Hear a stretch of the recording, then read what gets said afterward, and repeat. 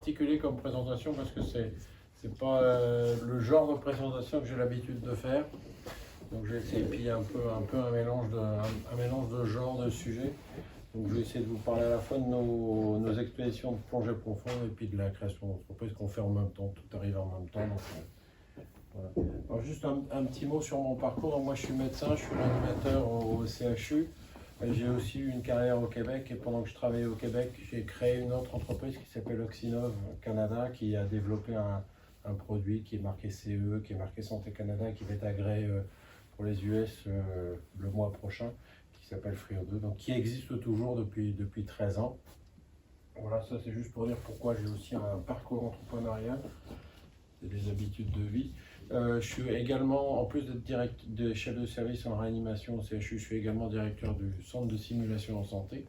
Alors, Stéphane connaît bien, j'ai pas réussi à trouver le film où on le voit en train de faire du massage cardiaque sur notre Zodiac.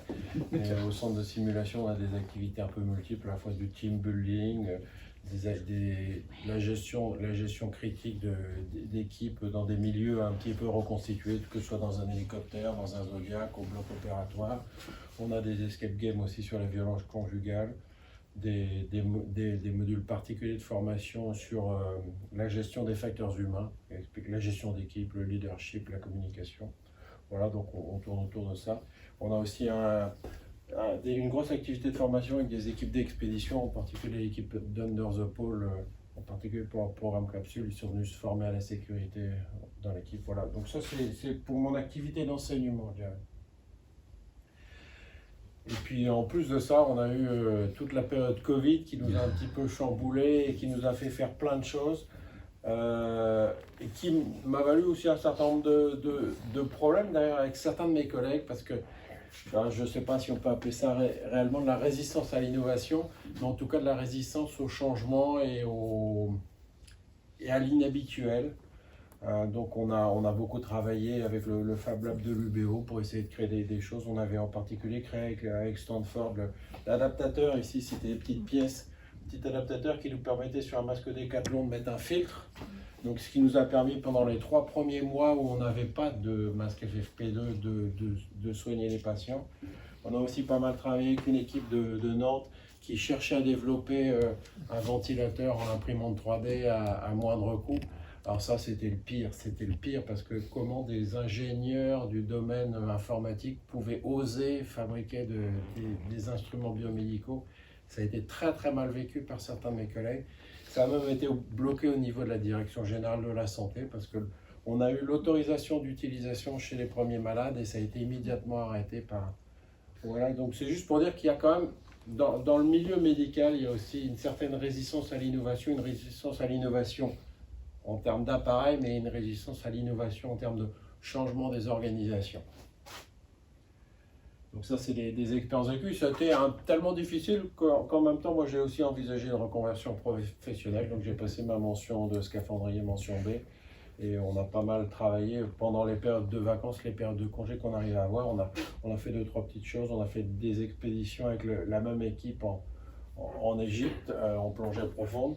Et donc ça, c'est l'équipe de l'expédition VRAC dont je vais vous parler tout de suite. Donc là, c'est à la fois un caméraman qui est Armel Rouy, qui est dédié essentiellement à la biologie sous-marine. Manu Gouin, qui est un médecin anesthésiste qui maintenant travaille au Québec, avec qui j'ai l'habitude de bosser. Julien Leblond, qui est le directeur de plongée de l'équipe Under the Pole.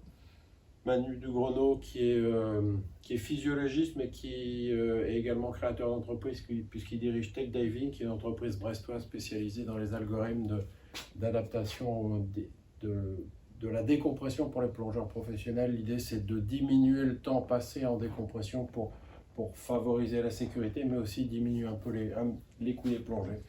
Voilà, donc ça, c'est l'équipe dont je vais vous parler. Alors maintenant, la plongée profonde. Alors pourquoi la Suède déjà? Pourquoi est-ce qu'on a décidé d'aller en Suède? C'est un peu les hasards de la vie. On cherchait à faire de la plongée profonde. On cherchait à faire de la plongée profonde dans des conditions particulières parce que justement, on voulait tester nos nouveaux algorithmes de décompression et de vérifier voir comment on pouvait améliorer la sécurité de nos plongeurs. Et on voulait en même temps faire des belles images pour être capable de financer un petit peu l'ensemble et puis rendre ça un petit peu plus plaisant.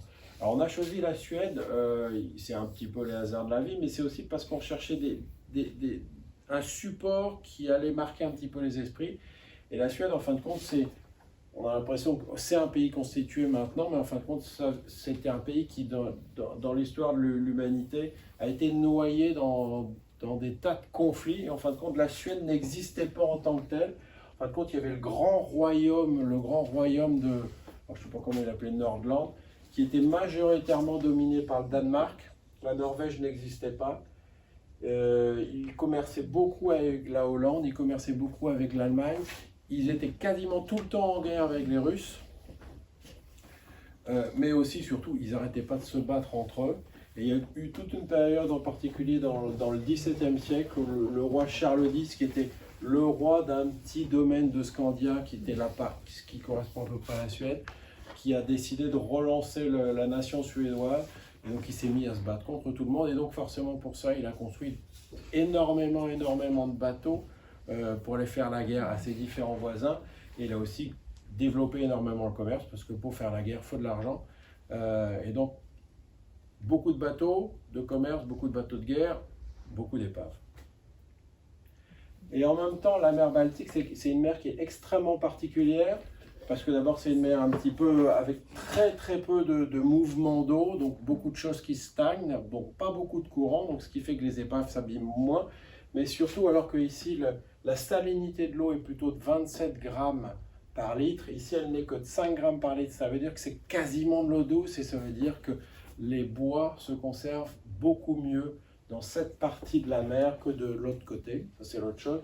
Il y a beaucoup moins de vers marins, les vers marins qui vont attaquer le bois. Donc, ce qui fait, voilà, il y a des milliers et des milliers d'épaves en bois du XVIIe siècle en mer Baltique, et ce qui nous permettait justement d'avoir un support pour nos images. Donc, on est parti un peu bien en tête. On a eu la chance quand même d'être financé pour toute la partie scientifique et expérimentation pour améliorer la sécurité des plongeurs. On a été financé par le DAN, qui est une des plus grosses assurances de plongeurs mondiales. Et donc, c'est le DAN US qui nous a financé l'intégralité de la partie expédition, donc à hauteur de 50 000 €. Et on a aussi eu la chance d'avoir une subvention de la Fondation UBO, et on va continuer à développer un petit peu les images. Alors pour ceux qui aiment un peu l'histoire navale, le monument phare de toute cette période, c'est le Vasa.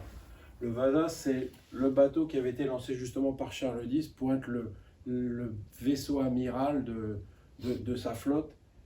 Il voulait que ce soit tellement le vaisseau amiral qu'il a imposé à chaque fois de rajouter des couches et des couches de canon. C'est-à-dire que plutôt que d'avoir trois étages de canon, il en avait 4. Et le Vasa a eu le malheur de faire 400 mètres, je crois, après sa sortie de l'arsenal, et de couler immédiatement dans le port dès sa première sortie, dès le premier changement de cap. L'avantage de ça, c'est qu'il a coulé dans le port, et comme c'est une histoire un peu honteuse, ils ont complètement effacé l'histoire, et il a disparu des archives, jusqu'à ce qu'on le retrouve en 1950. Et donc en 1950, ils l'ont sorti, il était intact, personne n'y avait jamais touché, ils avaient juste récupéré les canons après le naufrage, et après, comme ils avaient effacé l'histoire, donc personne n'avait jamais été plongé dessus ou essayé de le détruire. Ils l'ont retrouvé complètement intact, encaissé dans une gangue de vases en plus qu'il a complètement protégé. Et maintenant, le Vasa est exposé à Stockholm dans un superbe musée. Donc vous voyez, vous pouvez naviguer passer tout autour du bateau et voir l'intégralité de ces structures. On ne voit plus les peintures, les belles peintures, ils ont essayé de reconstituer des peintures. Mais il faut juste imaginer un peu cette structure et de se dire, ben voilà, c'est là-dessus qu'on va les plonger, c'est là-dessus qu'on va les plonger, le voir en situation.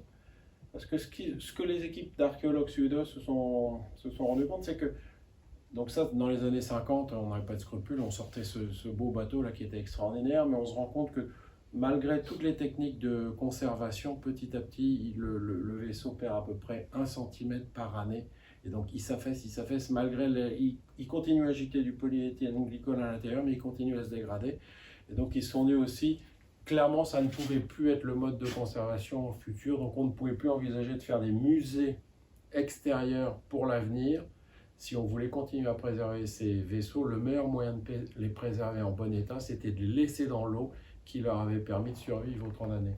Et donc ils ont créé dans l'archipel de Stockholm un musée sous-marin qui s'appelle le musée VRAC, qui en fin de compte est ouvert depuis simplement 2 ans et qui maintient les épaves sous l'eau sans rien y faire, et donc avec des accès extrêmement limités. Donc on doit demander une carte avant, des autorisations avant de plonger dessus, et l'idée c'est de les laisser à la postérité. Donc c'est là-dessus qu'on a plongé. Alors, je vous l'ai dit, on fait de la plongée technique, on fait de la plongée en recycleur de plongée. Je vais vous expliquer un peu en quoi ça consiste. Donc c'était une grosse expédition en termes de logistique. On avait tous ces gros équipements-là qui sont des gros recycleurs de plongée. Je vais vous expliquer rapidement comment ça fonctionne tout à l'heure. On plonge en Baltique. En Baltique, la température c'est 4 degrés. Donc c'est plutôt extrêmement froid. Et c'est surtout une eau très particulière parce qu'on n'y voit rien du tout. C'est de l'eau noire. Je vais vous montrer quelques photos. Et donc on a besoin en plus d'énormément d'équipements. Donc là vous voyez Manu Gouin qui est notre médecin anesthésiste qui est en train de s'équiper de notre combinaison étanche. Donc on a le chauffage à l'intérieur, il va falloir se connecter là-dessus. Et puis il va falloir se mettre les 40 kg sur le dos, plus nos caméras qui pèsent chacune à environ 10 kg au minimum. Donc c'est un peu toute une partie technique. Vous voyez, on a besoin de ce chauffage absolument puisque l'eau est à 4 degrés, on ne serait pas capable de tenir plus d'un quart d'heure sous l'eau. Voilà, le recycleur de plongée c'est ça, c'est quoi? On respire à l'intérieur, on va expirer. Notre air expiré va passer sur de la chaux. La chaux sodée. La chaux sodée, l'avantage de la chaux, c'est qu'elle capte le gaz carbonique qu'on expire à chaque fois. Donc le gaz carbonique, c'est le déchet de la respiration. On le capte sur la chaux et puis on re-respire de l'air recyclé qu'on va progressivement enrichir en oxygène en fonction de nos besoins. Ce qui fait qu'on a en plus une autonomie avec cet appareil-là qui est de plus de 5 heures. Donc on peut rester plus de 5 heures sous l'eau sans problème particulier. Dans une plongée traditionnelle, c'est plutôt une demi-heure à 1 heure maximum. Donc ça, c'est des conditions exceptionnelles, à la fois pour plonger très profond, mais aussi pour faire des images et être capable de faire des plans pendant très très longtemps. Et l'avantage aussi de cet appareil-là, qui est un espèce de grand mélangeur d'oxygène et d'air, c'est qu'on peut l'enrichir automatiquement également en hélium. On a besoin d'hélium dès qu'on descend en dessous de 40 mètres pour essayer justement de maintenir la fluidité et de moins se faire intoxiquer par le gaz carbonique encore. Donc voilà, donc c'est une machine un petit peu intelligente et c'est grâce à ce genre d'appareillage-là qu'on est capable de plonger profond très très longtemps et en particulier de faire de la plongée professionnelle. Alors on a quand même besoin toujours d'outils de secours. C'est-à-dire que si notre appareil ne fonctionne pas, on va avoir besoin de bouteilles additionnelles sur le côté. Donc en gros, on plonge toujours en redondance. On a des bouteilles supplémentaires, ce qui fait qu'on ressemble des fois, j'allais dire des fois, quasiment tout le temps, à des espèces de bibins d'hommes. Alors c'est à peu près 90 kg d'équipement sur le dos à l'extérieur, sur le bateau, mais sous l'eau ça se fait plutôt bien. Puis en plus de ça, on rajoute nos flashs, nos éclairages, ouais, qui sont un tout petit peu imposants, mais heureusement qu'on est dans l'eau pour pouvoir avancer. Donc voilà, donc on est en Suède, on est dans cet archipel de Stockholm, on a envie d'aller voir ces épaves qui sont extraordinaires, mais on se doute que... Même si la plongée en Bretagne est un peu compliquée, on se doute que ça va être un petit peu plus compliqué encore qu'à la maison. Alors on a eu quelques plongées d'entraînement, et juste pour vous montrer, donc j'ai un peu forcé les contrastes, mais juste pour vous montrer la particularité de cette eau, vous voyez, il faisait un temps superbe le premier jour, et vous voyez, ça c'est la couleur de l'eau à simplement 1 ou 2 mètres, et vous imaginez très bien que la qualité, la visibilité va être très particulière. Et puis en plus, c'est une mer très particulière. Vous voyez une espèce de vase permanente au fond, parce que simplement on est dans une mer qui ne se vide pas beaucoup. Donc il y a quasiment tout ce qui tombe dans l'eau va rester dans l'eau. Voilà, donc ça gêne énormément la visibilité. Par contre, à l'inverse, on a aussi, c'est une mer très particulière en termes de biologie. Il y a énormément de méduses. Et il y a aussi des petits animaux préhistoriques, un peu comme des limules qui se baladent au fond. Par contre, il n'y a quasiment plus de poissons en mer Baltique, puisque tous les poissons ont été complètement écumés par les gros navires de pêche, en particulier finlandais. Donc c'est une mer qui est vraiment très très particulière, et ça, même pour des plongeurs professionnels, c'était un petit peu perturbant dès le début. Puis voilà, on se met à plonger dans ce parc marin, on espère voir des vaisseaux aussi beaux que le Vasa. Alors bien entendu, le Vasa il est à l'extérieur de l'eau, donc c'est facile, on voit tous les détails. Quand on arrive dans l'eau, Vous voyez que c'est beaucoup plus difficile de le voir. Par contre, on se rend compte que donc ça, c'est le Bodécule. Le Bodécule, c'est la perle de la Baltique. C'est vraisemblablement le vaisseau le mieux conservé au jour d'aujourd'hui. C'est un vaisseau qui est à peu près de la même taille que le Vasa. Et si on arrivait à avoir une vision complète du navire, on retrouverait quelque chose qui ressemble exactement au Vasa. Alors avec des petits détails un petit peu partout. Là, vous voyez ce qu'on appelle un guindeau. C'est les espèces de gros treuils qui vont permettre de tirer les voiles, de border les voiles ou de remonter les différentes ancres. On voit bien les bords, on voit les différents écrous. Donc ça, c'est l'ancre du Bodécule qui est juste sur son côté. Parce qu'il était, on ne sait pas pourquoi le Bodécule a coulé. Il est vraiment juste entre deux îles. Il a les deux mâts qui pointent encore vers le ciel. Donc il a moins de 40 mètres de profondeur avec les deux mâts qui montent à 12 mètres. Il a simplement été découvert en 2003. Personne n'arrive à comprendre comment un bateau qui est aussi proche de la côte, qui est aussi proche de la surface, a pu passer totalement inaperçu pendant plusieurs siècles. Toujours est-il qu'il est là. C'est un bateau qui est tellement beau, tellement bien préservé qu'on n'a même pas le droit de le survoler. Donc on est vraiment encadré, surveillé chaque fois qu'on va autour. On doit se maintenir à 1 mètre de distance et on n'a absolument pas le droit de passer par-dessus. Parce qu'à l'intérieur du bateau, il y a tous les outils de la vie quotidienne sur un bateau qui sont encore préservés.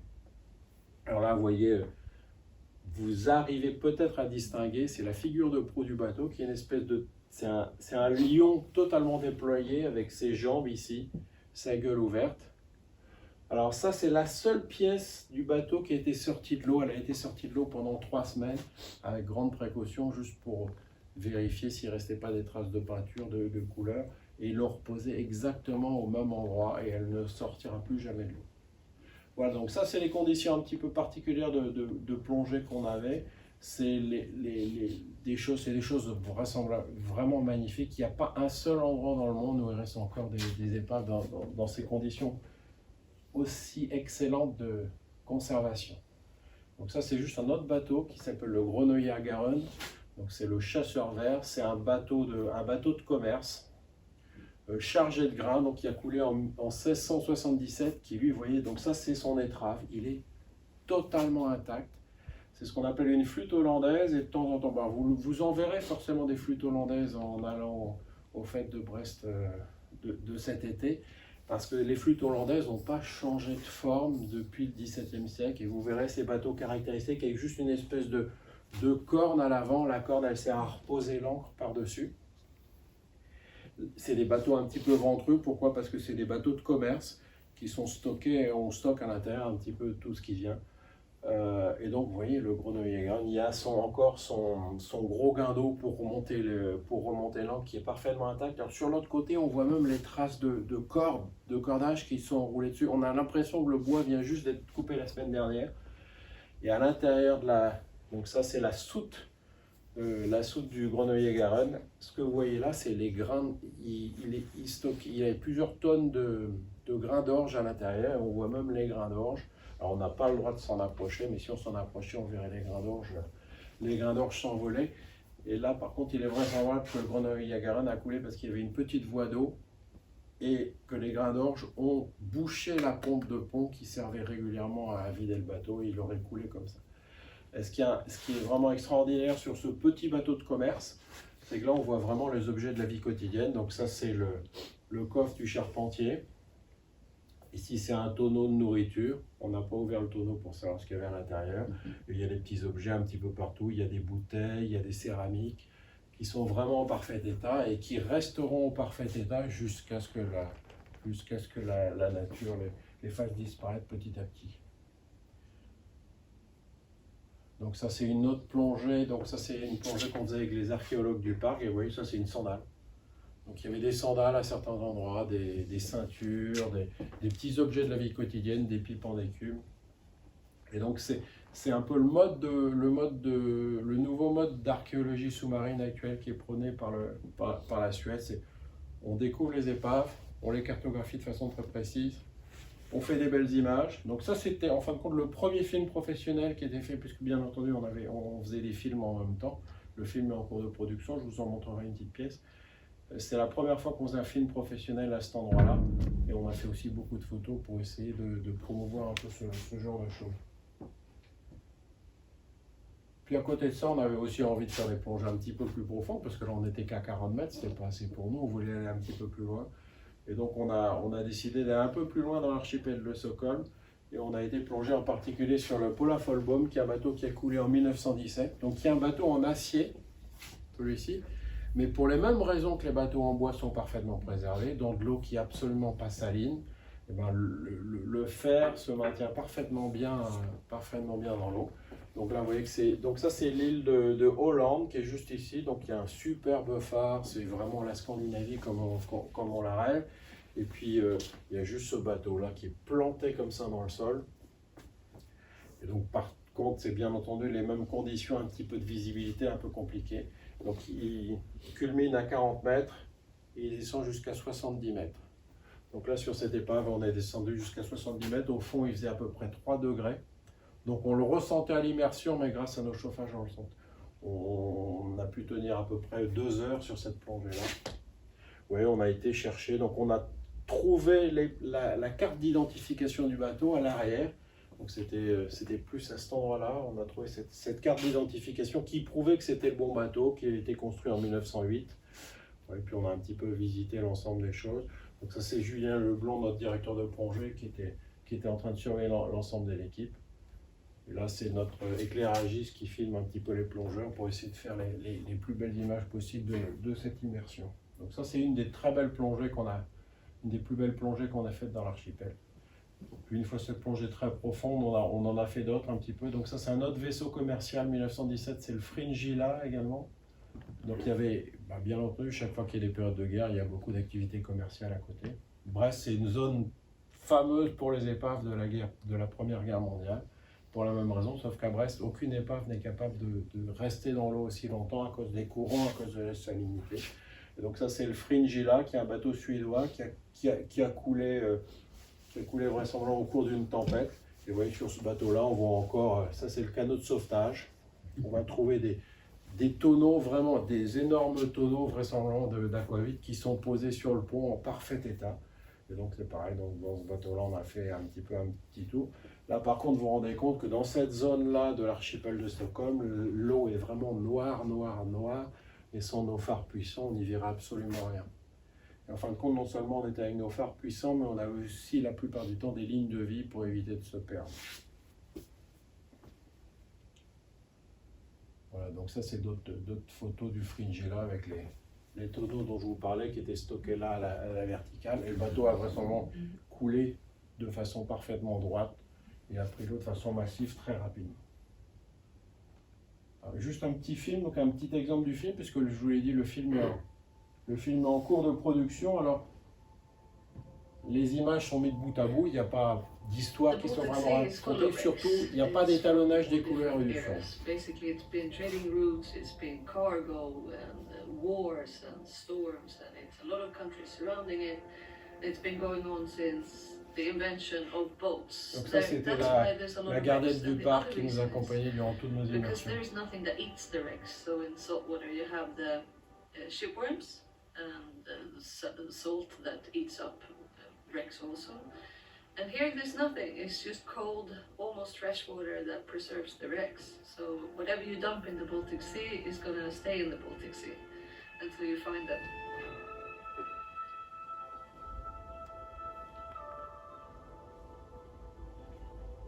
Archaeology and history is all about studying people, people, what did they do hundreds of years ago? How did they live?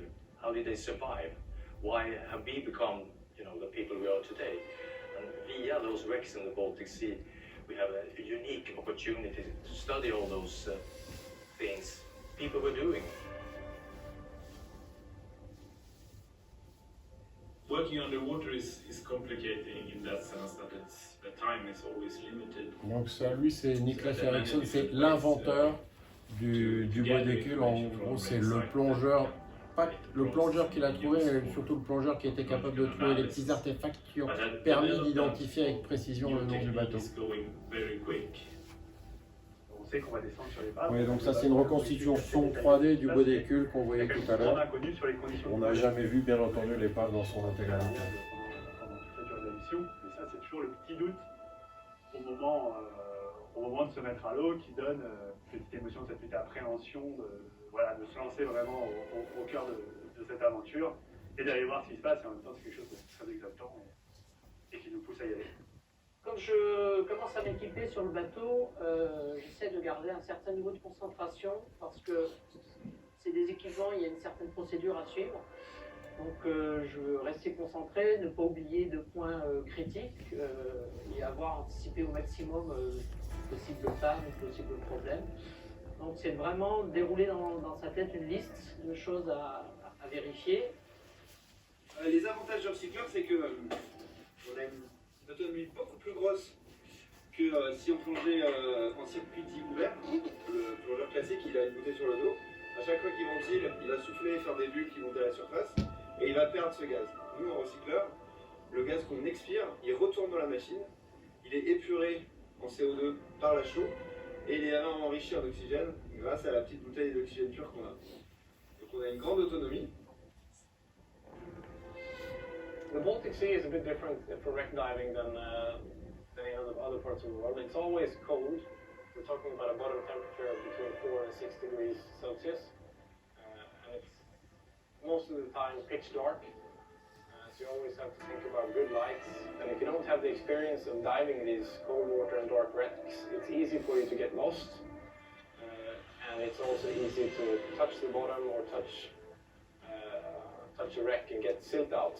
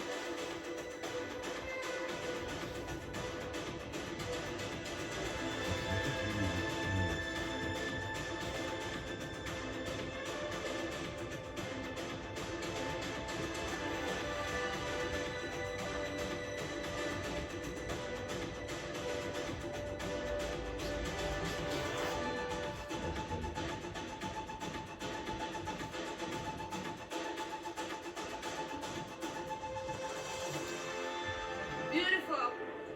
It's really clear down there. You even see the bottom upward. So we get to see the whole wreck and everything that's inside. Rising temperatures is worrying for wreck diving here. We want to have cold water, or colder anyway, even if it's part of the Swedish culture to complain about the cold as well.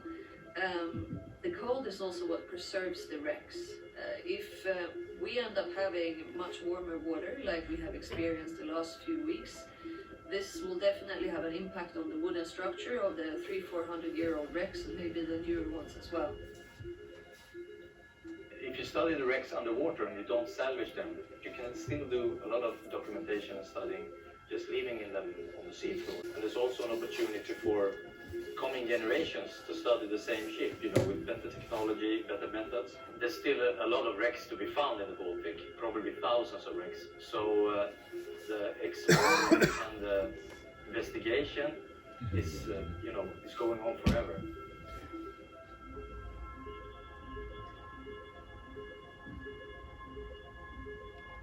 Juste un petit condensé en quelques minutes de nos 15 jours d'exploration.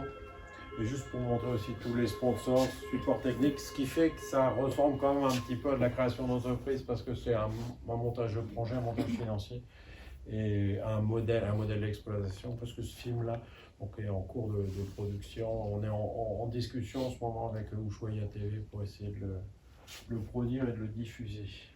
Ouais, on espère que ça va arriver.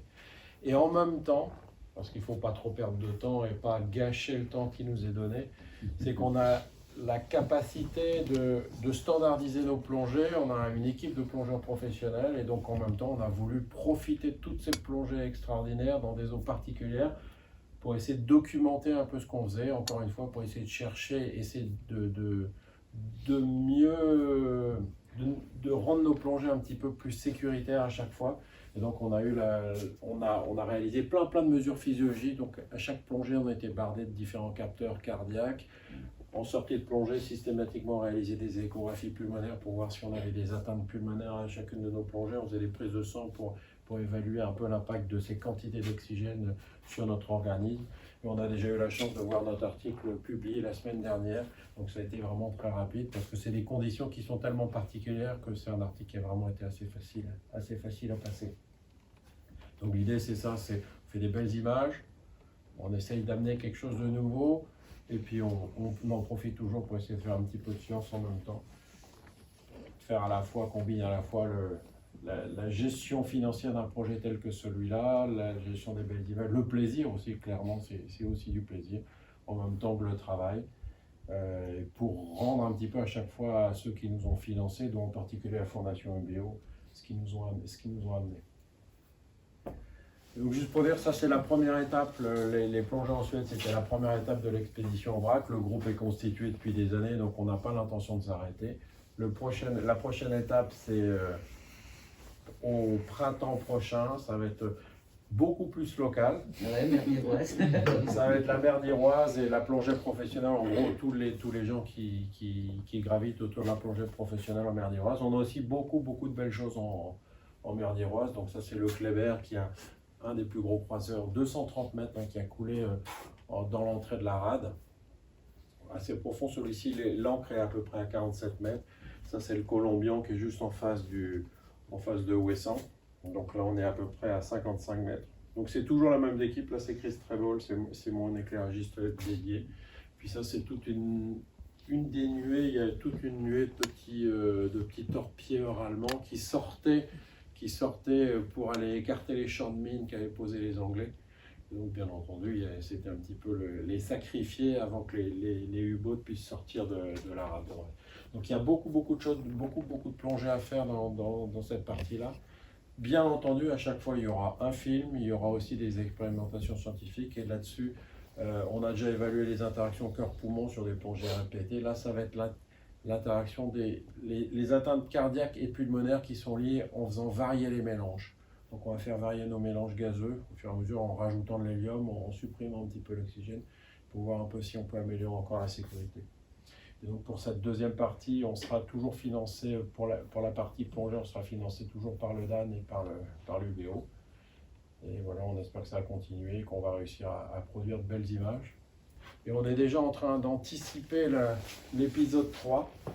Et l'épisode 3, déjà, on va en discuter ce soir avec le préfet maritime. Parce que l'épisode 3, c'est la recherche du Phénix en mer de Chine. Le Phénix, c'est un sous-marin français qui était armé à Brest, qui est parti en mer de Chine en 1939 et qui a coulé au cours d'un exercice. Donc on a les photos de l'exercice, on voit les deux sous-marins l'un après l'autre qui partent dans des sens opposés et on voit le Phénix qui plonge. Et une heure plus tard, il n'est pas ressorti. On n'a jamais compris pourquoi il avait coulé avec ses 71 hommes d'équipage. On a eu la chance de retrouver la carte de l'époque où le croiseur de surface a coché la zone. Donc bien entendu, c'est des pointages qui sont un peu particuliers parce qu'après 1939, il y a eu plein de choses dans cette zone-là. Donc c'est Cam Ranh, c'est entre Haiphong et Hanoï. Et il y a eu l'invasion japonaise, il y a eu l'occupation américaine après, puis la récupération de la base par les Vietnamiens. Donc il y a beaucoup de monde qui est passé dans cette zone-là. Et donc on n'a aucune certitude de l'état dans lequel se trouve l'épave et on ne sait même pas si elle n'a pas été pétardée entre-temps. Et donc c'est un petit peu ça, ça va être notre prochaine étape. Ce Chris Trevol, l'éclairagiste avec lequel je travaille moi pour les photos, lui sa spécialité c'est justement la cartographie sous-marine et les fonds bathymétriques. Il avait refait en particulier, ce qui était notre grosse plaisanterie pendant l'épisode en Suède, il avait fait toute la cartographie pour poser le Nord Stream 2. Donc quand il a explosé, ça lui a fait un peu mal au cœur. Et là en ce moment il est au Suriname pour faire de la cartographie pour des pipelines pour Total. Et donc, bien entendu, c'est la personne idéale pour nous aider à retrouver le Phénix. On connaît une zone d'à peu près 1 km. On sait que c'est là. Et donc, grâce à ses compétences en sonar, on va essayer un petit peu de certifier les choses. Et ça, je pense, ça serait. Il y a encore des familles de survivants, il y a encore des familles des enfants de marins du Phénix, en particulier à Brest, puisque comme il était armé à Brest, c'était majoritairement des marins brestois, et donc pour lesquels ça fera un grand plaisir. Donc ça, c'est toutes les fiches. On commence à récupérer petit à petit les fiches d'époque, les fiches de notes, donc c'est pour ça qu'on discutera ce soir avec le préfet maritime pour voir si on peut pas trouver d'autres éléments pour nous permettre un peu de préciser encore cette zone-là. Après, il nous restera la grande étape qui sera d'obtenir les autorisations des autorités vietnamiennes, ce qui ne va pas être simple parce que faire des sondages des fonds sous-marins à proximité d'une base de sous-marins, puisque bien entendu c'est une base de sous-marins française qui est devenue une base de sous-marins américaine, mais les Vietnamiens ont repris la même base. Donc c'est pas certain qu'on y arrive, donc on a quelques étapes administratives un peu lourdes qui arrivent. Voilà, c'est ça. Voilà, on voit d'ailleurs la photo ici, on voit, donc ça c'est l'Espoir, c'était 2 sous-marins exacts qui étaient tous basés à Brest, qui étaient de la même classe. On voit le Phénix qui plonge, 1 minute plus tard l'Espoir va plonger également, ils vont tous partir dans des zones différentes et larguer leur torpille, et le Phénix ne ressortira jamais. Voilà, donc ça c'est les photos juste avant, et ça Ouest Éclair c'est l'ancêtre du télégramme, avec l'annonce du... Voilà. Et aujourd'hui, on n'a pas les moyens techniques pour pouvoir sonder les mers, alors on sonde les étoiles et les planètes. Par on n'arrive satellite. pas à plonger sur 40 mètres par l'intermédiaire de satellites. Par l'intermédiaire des satellites, non. Il faut juste passer le sonar en surface, mais c'est des technologies par contre qui sont extrêmement pointues maintenant. C'est pour ça que techniquement, si on voulait se donner les moyens, on est à peu près rassuré sur la capacité à le faire. Alors, mais encore une fois, c'est un montage financier aussi. La partie scientifique, c'est pas la plus cool. Alors, la partie scientifique, j'en ai pas parlé, c'est quand même 50 000 € d'investissement pour l'organisation des plongées, l'organisation des mesures. C'est 70 000 € pour la partie audiovisuelle. Donc, c'est quand même des gros montages financiers à assurer. Donc voilà, c'est un peu compliqué. Là, on va rajouter la partie sonar. On va juste rajouter un petit chèque de 20 000 €. C'est pas insurmontable. On devrait y arriver. Puis on n'a déjà pas payé les humains, donc c'est pas mal. Là, je crois, honnêtement, pour le Vietnam, la vraie partie difficile, ça risque plus d'être l'administratif. Donc tout ça pour dire, voilà, c'est des montages, c'est aussi des montages financiers, c'est des projets de long terme, et c'est pour ça que c'est là qu'on en arrive au projet de création d'entreprise. Et donc Ivanae, c'est une entreprise brestoise qui vient d'être créée au mois d'octobre.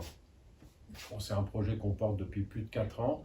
C'est des idées, certaines des idées du laboratoire. Donc quand on a une idée dans un laboratoire, quand on réussit, on essaye de déposer un brevet, c'est super.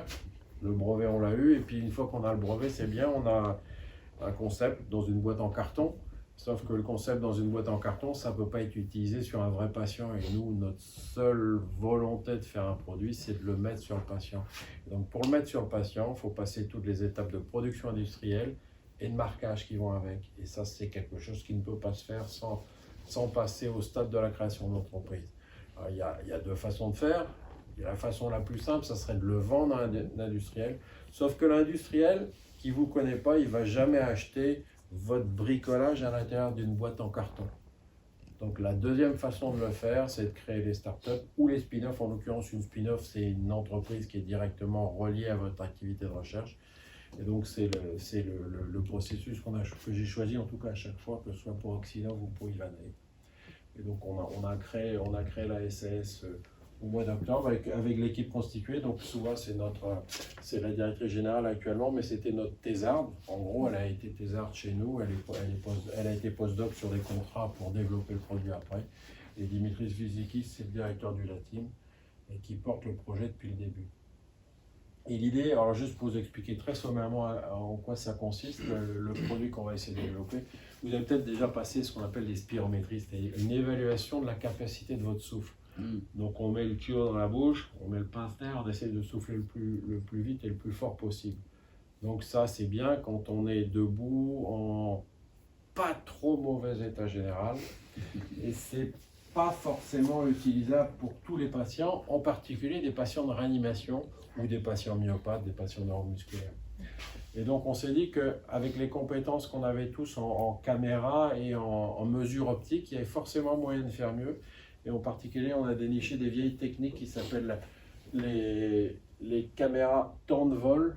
C'est temps de vol, donc alors je ne sais pas pourquoi ça s'appelle temps de vol. L'idée, c'est que c'est plus des mesures continues. Le principe, il est assez simple, c'est qu'on émet un signal lumineux sur un objet. On récupère ce signal lumineux par réflexion, et donc on est capable de mesurer la distance. Donc c'est juste les systèmes de mesure télémétriques qu'il y a dans toutes les entreprises, c'est vous envoyez un signal lumineux, puis vous êtes capable de mesurer la taille d'une pièce, par exemple. C'est ça le principe d'une caméra temps de vol. Et en fin de compte, si on va un tout petit peu plus loin, donc ça c'est le point qu'on mesure, et on va être capable avec cette caméra de mesurer ses mouvements dans l'espace en X, Y et en Z. Et donc on va être capable de tracer la courbe de ces mouvements-là. Et ça c'est un principe mathématique de base, c'est quand on calcule un mouvement d'un point ou d'une surface dans l'espace, l'intégrale mathématique de ce mouvement-là, c'est la surface de votre objet. Et l'idée c'est en fin de compte, on n'envoie pas un point, on envoie une multitude de points sur notre objet d'intérêt qui est le thorax. Nous, ce qu'on veut, c'est mesurer la capacité des poumons.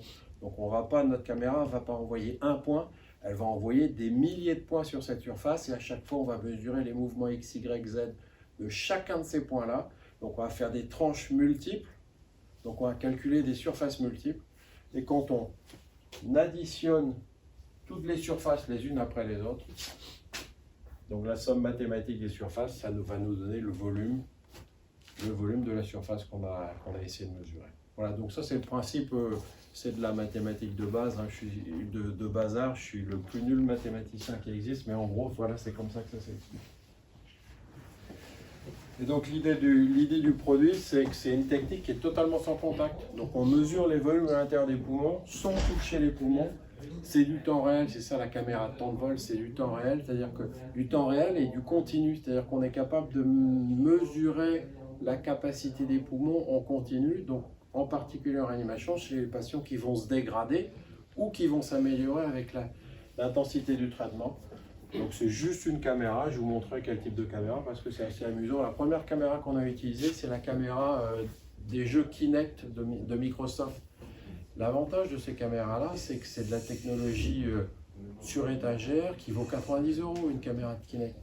Donc c'est aussi intéressant d'être capable de développer des mesures précises avec des outils très simples, très peu coûteux, existant déjà dans le commerce, parce que ça veut dire aussi qu'on sera capable de le substituer. Ça nous permet aussi d'assurer la durée de vie du projet,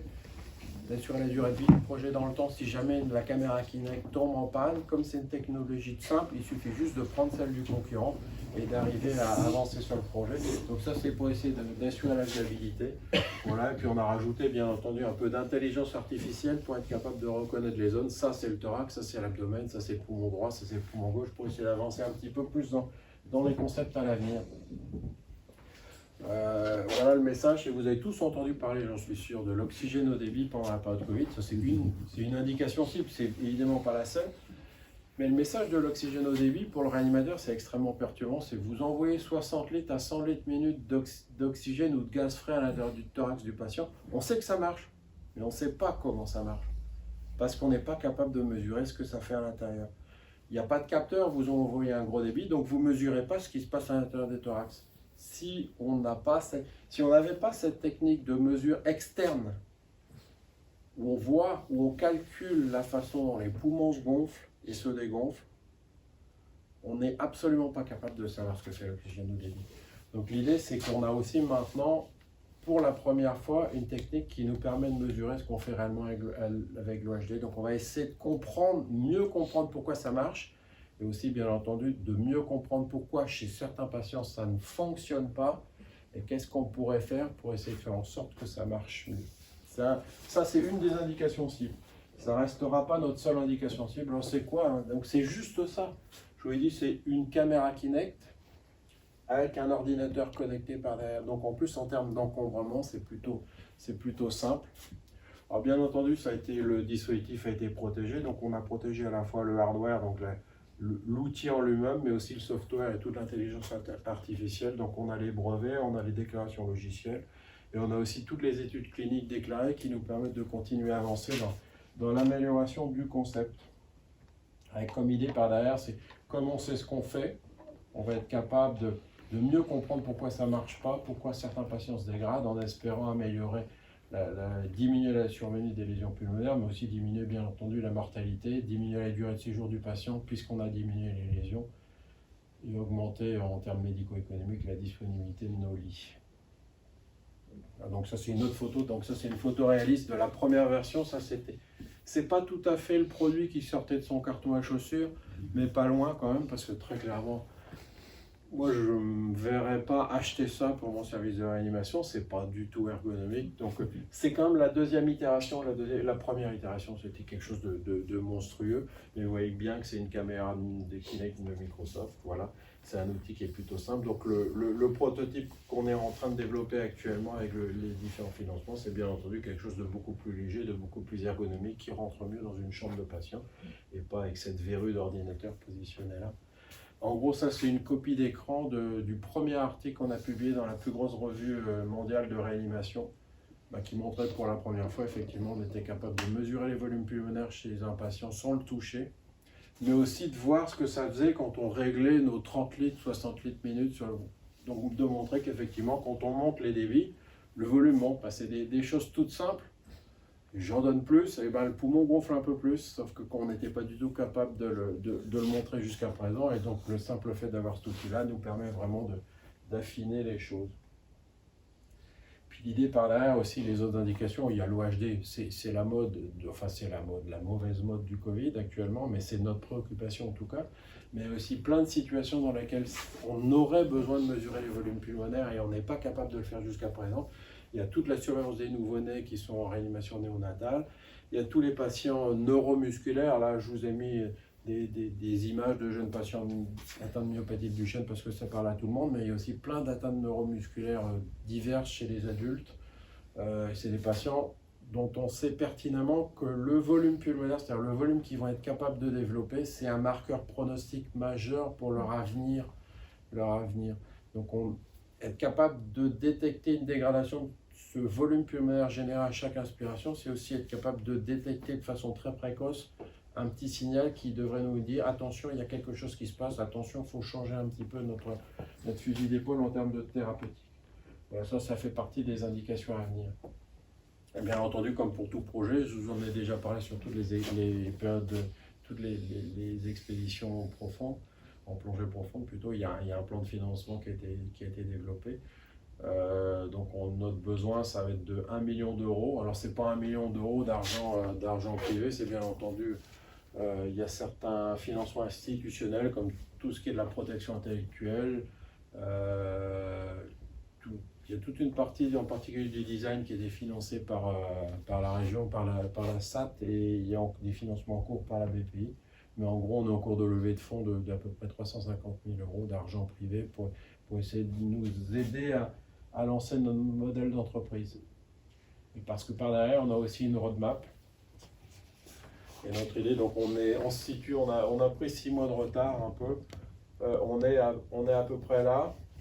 Notre idée, c'est de sortir la pré-série de prototypes pour pouvoir mettre nos pré-prototypes entre les mains des organismes réglementaires pour essayer d'aller vers le marquage CE, en espérant être capable d'obtenir le marquage CE ici en 2023-2024, s'il n'y a pas de retard, parce qu'il y a beaucoup de problèmes actuellement avec les nouvelles réglementations européennes sur les dispositifs biomédicaux.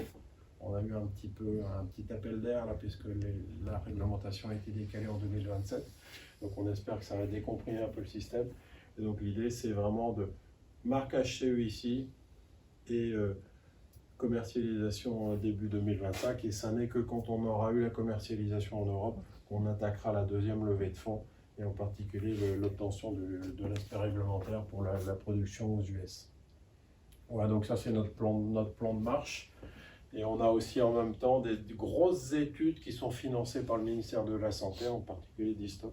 On prévoit d'inclure à peu près 450 patients à partir du mois prochain dans l'étude pour montrer que non seulement techniquement ça fonctionne, mais qu'en plus ça a un impact sur la survie des patients.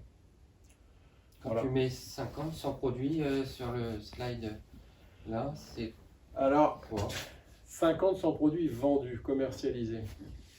D'accord. Alors parce que il y a toujours les grands spécialistes du développement des entreprises et de la commercialisation qui me disent ouais 50 produits c'est pas vendeur. D'accord. Sauf que dans la vraie vie, mais j'ai quand même quelques expériences d'entreprises biomédicales, dans la vraie vie, c'est pas ce qu'on veut qui va se passer. Et dans la vraie vie, le dispositif biomédical ne commence à se vendre qu'au bout d'une dizaine d'années, enfin commence à se vendre, à rapporter, à avoir un EBITDA qui est nul, qu'au bout d'une dizaine d'années. Et donc c'est pour ça que tous nos conseils techniques nous ont dit oh, bah, il faut mettre 200 produits là. Je dis oui d'accord, on vient de se lancer là en commercialisation, il ne faut quand même pas espérer qu'à partir d'un besoin qui n'existe pas, on va imaginer vendre 200 produits dans l'année, même si le prix plancher qu'on a choisi est quelque chose de plutôt raisonnable, que parce qu'on a choisi des composants simples, on va être capable de le produire à long terme à moindre coût. Donc voilà, donc ça c'est notre plan de développement, c'est 50 produits la première année, 100 produits la deuxième année. Parce qu'il faut voir aussi qu'à côté de ça, une fois qu'on a le produit, une fois qu'on a le marquage CE, il faut aussi rentrer dans les marchés publics. Et ça c'est un petit peu compliqué. Voilà. Et dans le médical, ça doit être encore plus compliqué. Je ne suis pas sûr que ce soit beaucoup plus compliqué parce qu'une fois qu'on a passé le marquage CE, qui est peut-être le marquage CE est un petit peu plus complexe, mais par contre c'est juste, là c'est plus une roadmap, on a une checklist, la checklist est un petit peu plus difficile à remplir, mais elle est simple à suivre quand on est suivi par des organismes réglementaires. Ce qui est plus compliqué, c'est sans doute de rentrer dans les marchés publics. Là, par contre, ce n'est pas plus compliqué dans le médical. À mon avis, c'est aussi compliqué de rentrer dans un marché public pour un achat de bus que pour vendre un produit à 5 000 € à l'hôpital. C'est les réglementations publiques qui sont compliquées. Le marché est mondial.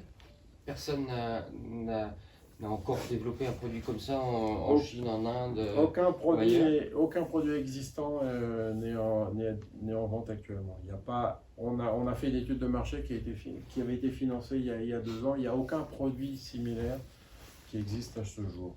Donc il n'y a aucun produit qui nous permette de dire que l'OHD, par exemple, permet de générer tant de volume pulmonaire chez un patient malade. Donc pour l'instant, on est les leaders sur le marché. Les leaders qui ne vendent pas. C'est bien d'être leader quand on n'a pas encore de contraintes financières. L'objectif de nombre de produits par an en 2035? Alors je ne vous ai pas mis l'intégralité des chiffres. Il s'est vendu pendant la période Covid 9 millions de dispositifs. Donc dans un monde idéal, on vendrait 9 millions de dispositifs. Si on espérait une adhésion à 100% du produit, donc même si on espérait une adhésion à 50%, on pourrait imaginer 4,5 millions, c'est même déjà beaucoup trop. Oui, c'est en tout cas plusieurs milliers de dispositifs vendus.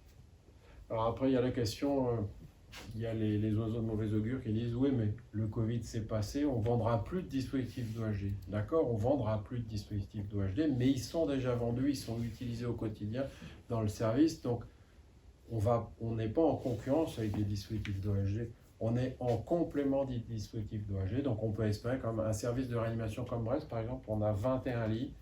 On peut espérer avoir besoin de 3 à 4 dispositifs mobiles comme ça dans chaque service de réanimation français déjà. Si on regarde juste les CHU, on a 27 CHU en France qui sont tous à peu près de la même taille. Si on arrivait à vendre 3 à 4 dispositifs dans chacun des CHU, puis il y a tous les CHG, les gros CHG qui ont pareil que nous, en faisant un TRI.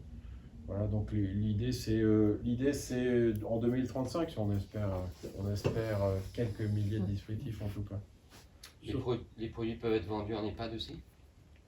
En EHPAD, oui, mais après la complexité de l'EHPAD, c'est les ressources humaines en EHPAD et l'indication.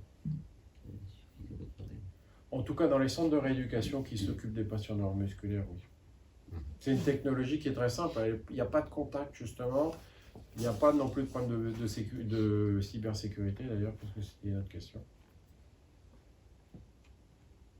Donc, pour l'instant, on a préféré cibler sur une indication phare en développant. Alors, je vous ai parlé des neuromusculaires. L'option neuromusculaire, mesure des volumes pulmonaires chez un neuromusculaire, c'est déjà disponible dans l'option 2 qui est pré-commercialisée. Mais on ne va pas la mettre dans le marquage CE pour ne pas complexifier. Et chez les sportifs de haut niveau, par exemple, on ne pourrait pas avoir envie de... On peut le faire chez tous. On avait prévu, par exemple, dans le programme capsule de UTP. Donc, c'était une capsule qui était sous l'eau à 30 mètres. On avait aussi prévu d'installer l'assurance des volumes pulmonaires, puisque c'est une donnée qui nous intéresse, par cette caméra-là pendant qu'ils étaient allongés dans leur lit. Donc oui, il y a pas mal de débouchés. Pas mal de débouchés potentiels. Le problème, c'est qu'il faut quand même qu'on cible sur quelques indications phares au début. Après, c'est aussi aux gens de s'approprier la technologie. C'est aussi aux gens de s'approprier la technologie. Il faut qu'on la leur fasse connaître.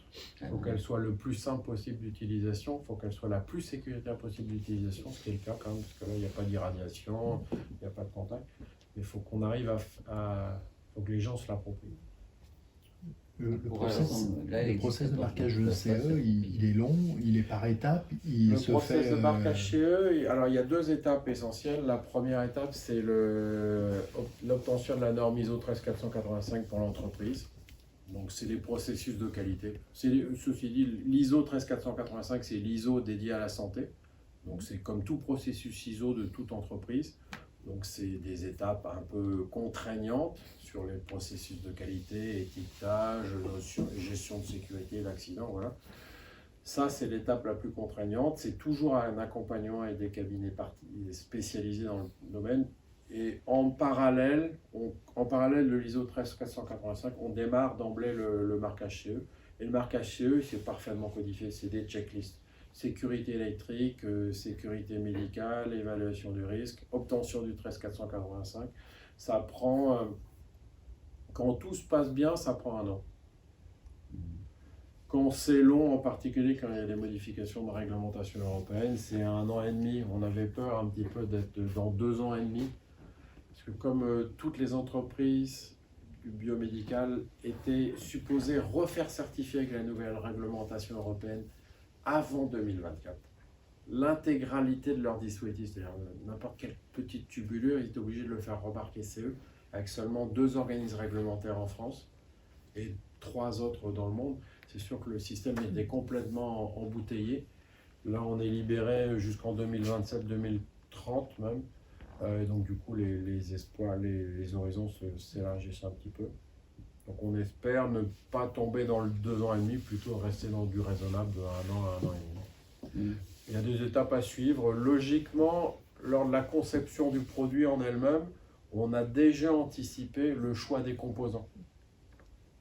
Donc si on n'a pas été trop déconnant dans le processus de conception industrielle, si on a choisi des designers industriels qui connaissent le biomédical, ce qui a été notre cas, logiquement, ils ont choisi des composants qui seront non critiques et qui ne nous bloqueront pas pendant le processus de marquage.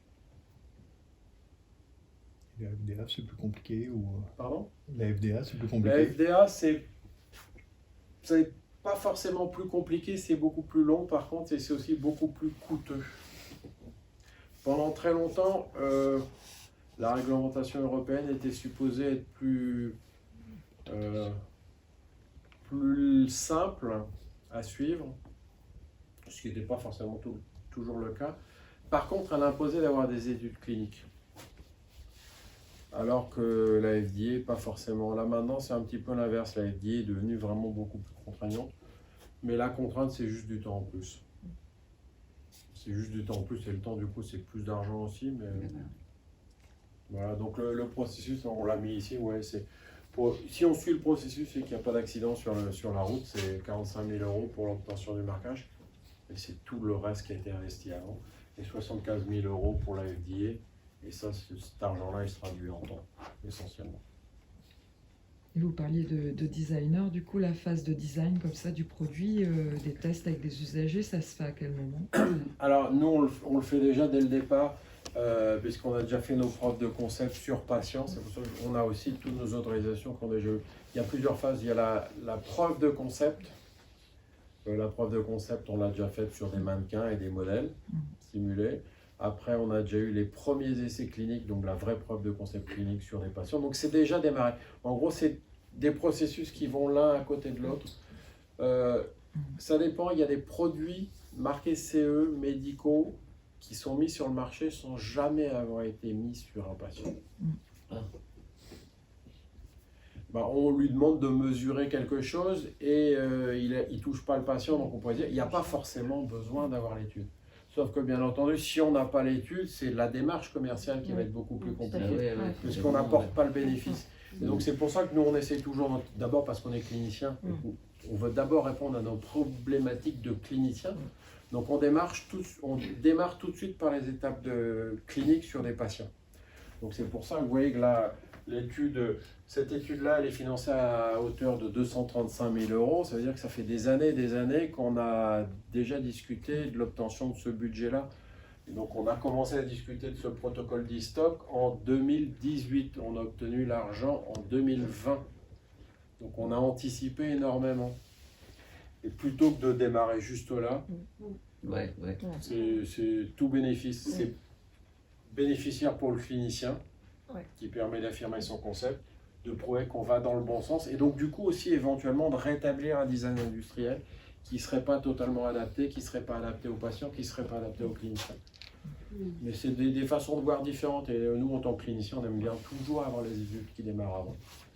Et une autre raison aussi, et que les gens voient moins, c'est que quand c'est l'industriel qui lance une étude clinique, ça coûte 3 fois plus cher. Donc voilà. Qu'est-ce qui fait que ça coûte 3 fois plus cher? Qu'est-ce qui fait que ça coûte 3 fois plus cher? C'est que quand c'est une preuve de concept qui est issue d'un organisme public, l'organisme public a pour tâche aussi de valoriser cette preuve de concept. Donc le montage de l'étude clinique est beaucoup moins cher puisque c'est sur ses propres ressources. L'aspect réglementaire, le passage devant les comités d'éthique, en gros, c'est juste pour donner un ordre d'idée, c'était à peu près 300 € juste pour la soumission du projet. Je ne sais pas si c'est les prix actuels. Et pour un industriel, c'était 3 000 €. Puisqu'on gère, le comité d'éthique est géré dans notre institution avec nos ressources propres, donc c'est évident qu'on nous fait payer moins cher nos propres ressources. Donc il y a ça, et à chacune de ces étapes-là, les coûts sont multiples. Et puis l'industriel a aussi des démarches réglementaires beaucoup plus assurantielles, beaucoup plus coûteuses aussi. Une fois qu'on est installé dans une activité, les assurances coûtent beaucoup plus cher que quand on n'avait pas d'activité et qu'on pouvait avoir des contrats d'assurance à 2 francs 6 sous. C'est assez logique. On pourrait imaginer demain ce produit-là dans tous les gares, contrôler la respiration des passagers, afin de voir ceux qui sont contaminés? Ah, c'est déjà le cas. Pas ce produit-là, mais ces caméras-là, elles sont déjà utilisées pour des applications de ce type-là. Celle sur la température notamment? La température notamment. Ouais. Et il y a des tout ce qui est... Oui, on pourrait. Alors, on pourrait imaginer, parce que je fais justement demain, je vais faire un topo à nos réanimateurs de la grande interrégion ouest à Nantes sur la mesure des volumes pulmonaires sans contact. Et effectivement, avec les caméras thermiques qui sont installées dans les aéroports, on pourrait imaginer éventuellement être capable aussi de mesurer les volumes pulmonaires. On peut faire énormément de choses avec les technologies sans contact. Par quelqu'un qui va être malade, là, très vite. La potentialité énorme. Ouais. Bon, donc si vous voulez investir, c'est maintenant. Aujourd'hui, ça ne vaut pas grand-chose. Demain, c'est énorme. Ouais, c'est un peu le message. Tout ce que Stéphane a oublié de vous dire, c'est qu'en principe, ça doit être notre parrain chez Finistère Angel. En plus, tout à fait. Ouais, avec grand plaisir. Voilà. Donc si vous voulez aussi investir dans la société et être à Finistère Angel pour qu'Inaveo se développe demain, n'hésitez pas. C'est aussi un petit peu le but de Station P. Quand la jeunesse de Station P, c'est de se dire à un moment donné, on aide des entreprises et on crée demain des... On aide en tout cas, on ne crée pas, on aide au développement de sociétés d'une manière ou d'une autre, peut-être demain avec un assureur, avec un ingénieur informaticien, avec les compétences des uns et des autres. Voilà un petit peu l'intérêt qu'on veut développer à Station P. En tout cas, merci Erwan pour ton intervention.